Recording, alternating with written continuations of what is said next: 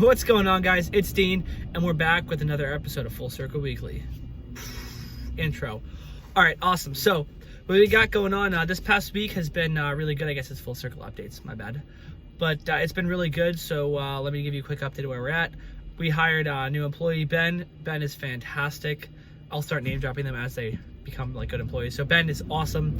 He's really fits the culture well. He's a hard worker. He's willing to learn. So I'm definitely excited about him.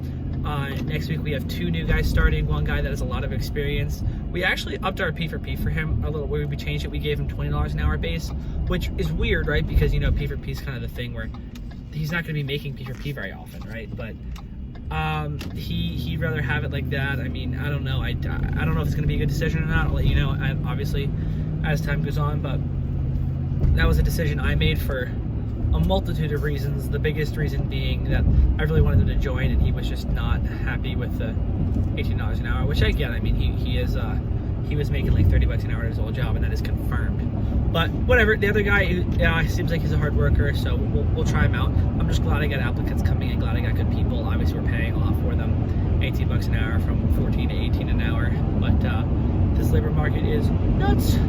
So yeah, that's where we're at with the employees. With jobs, I mean, I've been doing estimates. Gonna kind of up my game there as far as getting them out faster. I'm really good at getting calls and going to meet the clients, but getting them out is super tough for me because of just time constraints. Like I literally start my day at 5:30.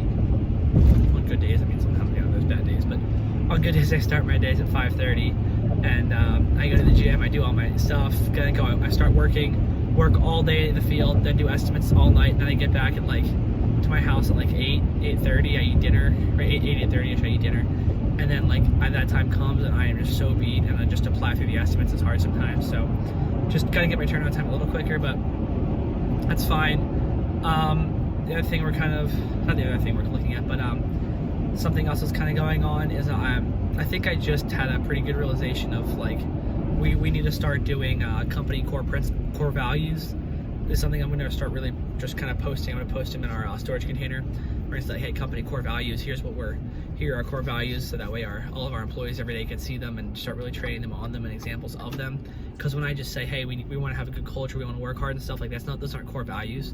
Like I need to say things.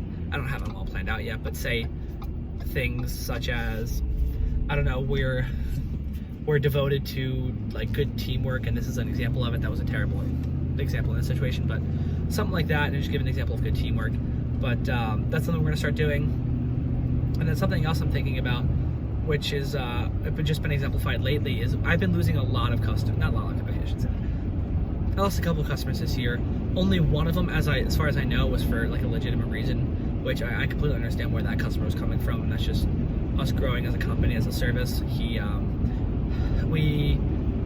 We don't always cut on the same day of the week, which a lot of companies don't do that. I never promise to, but a lot of customers expect it in our area.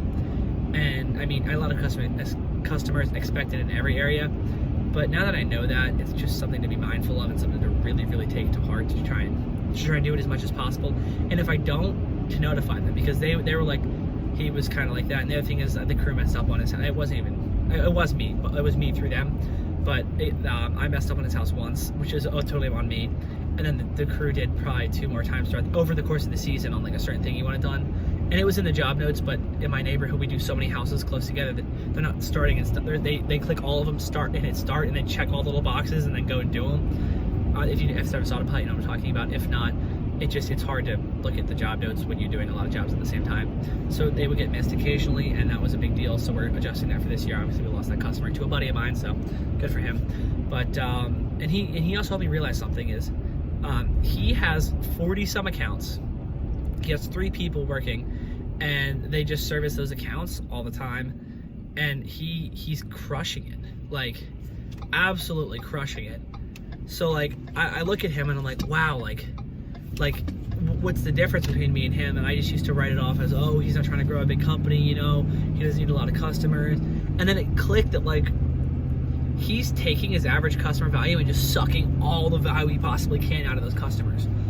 And I say that like it's a bad thing. Like he's not a shady guy. He's an awesome dude. Like he's been in business for a while, but he's just pulling all the value out that he can by just being like, hey, do you want this to look good? And customers like, yeah, I want my property to look good. Like, yeah, we'll do this.